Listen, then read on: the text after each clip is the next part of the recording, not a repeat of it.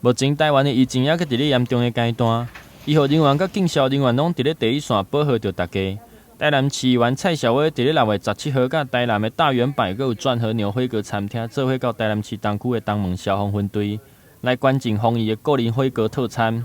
来甲因表达感谢以外，嘛替因加油甲赞声。议员表示，第一线的防疫人员对疫情爆发到目前，每一个人拢用上大的努力来面对这摆疫情。希望所有的民众拢会当继续做好相关的防疫设施，互疫情会当较紧受到控制。今天很感谢我们透过大圆柏公司来媒合他们旗下的这个转和牛餐厅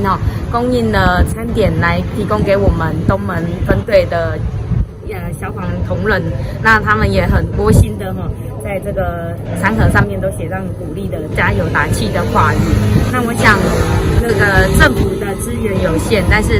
民间的这个力量是无穷的，那也期许我们可以大家一起来抗疫，那早日恢复正常的生活。另外，嘛要特别感谢这摆做伙关进物资的台南大圆柏阁有转和牛火锅餐厅，透过因的爱心，替社会增加真侪温暖。今天主要是给警消特别付出，我们其实谢谢他们，我们制作支持的动作跟感谢的动作，提供餐点。台南大圆柏的店长表示，远东百货公司长期有咧落实企业的责任，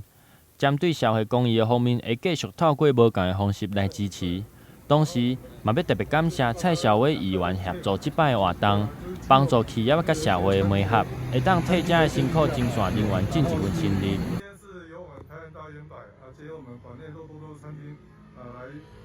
赠送这个东门